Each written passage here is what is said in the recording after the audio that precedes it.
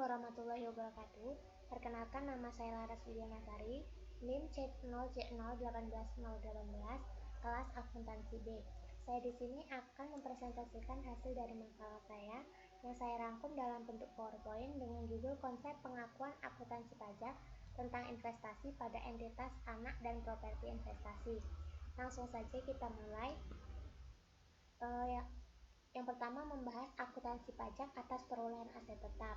PSAK nomor 16 revisi tahun 2007 menyatakan bahwa aset tetap adalah aset berwujud yang diperoleh dalam bentuk siap pakai atau dengan dibangun terlebih dahulu, yang digunakan dalam operasi perusahaan, tidak dimaksudkan untuk dijual dalam rangka kegiatan normal perusahaan, dan mempunyai masa manfaat lebih dari 1 tahun.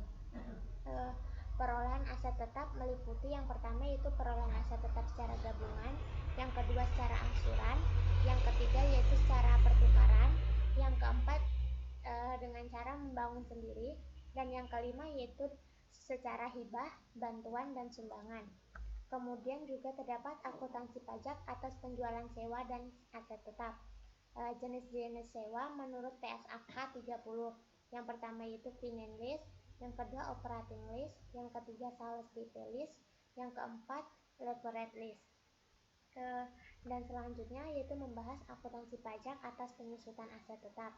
PSAK nomor 16 revisi tahun 2007. Penyusutan adalah alokasi sistematis sejumlah yang dapat disusutkan dari suatu aset selama umur manfaatnya. Penyusutan dilakukan terhadap aset tetap berwujud dengan syarat aset tetap berwujud tersebut. Yang pertama yaitu diharapkan digunakan selama lebih dari 1 periode akuntansi. Yang kedua, memiliki suatu masa manfaat yang terbatas. Dan yang ketiga yaitu ditahan oleh suatu perusahaan untuk digunakan dalam produksi atau memasok barang dan jasa untuk disewakan atau dengan tujuan administrasi. Metode penyusutan aset tetap sesuai dengan ketentuan perpajakan. Yang pertama yaitu metode garis lurus atau metode saldo menurun dan untuk aset tetap berwujud bukan bangunan.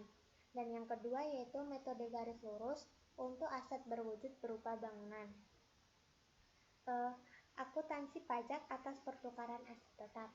Pada praktik akuntansi pajak tidak mengatur tentang perolehan aset tetap dengan pertukaran, baik kategori pertukaran sejenis, tidak sejenis, maupun pertukaran dengan sekuritas.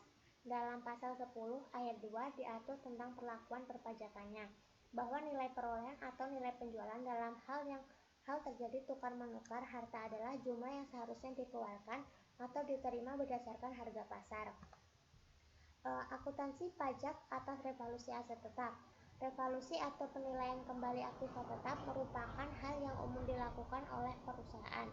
Hal ini kemudian diatur dalam Peraturan Menteri Keuangan atau PMK nomor 79/PMK /03 tahun 2008 tentang penilaian kembali aktiva perusahaan untuk tujuan perpajakan. Akuntansi pajak atas revaluasi tetap meliputi yang pertama yaitu aset yang dapat direvalusi, yang kedua metode revalusi, yang ketiga PPh final. PPh final 10%. PPh final yang terutang dapat mengajukan permohonan pembayaran secara angsuran paling lama 12 bulan sesuai ketentuan pasal 9 ayat 4 Undang-Undang Ketentuan Umum dan Tata Cara Perpajakan. Dan yang selanjutnya yaitu penyusutan aktiva yang direvalusi. Yang terakhir yaitu ketentuan lain. PMK nomor 79/2008 juga memberikan ketentuan batasan terhadap wajib pajak badan yang melakukan revaluasi aktiva tetap. Mungkin hanya itu yang dapat saya sampaikan. Lebih dan kurangnya saya mohon maaf. Wassalamualaikum warahmatullahi wabarakatuh.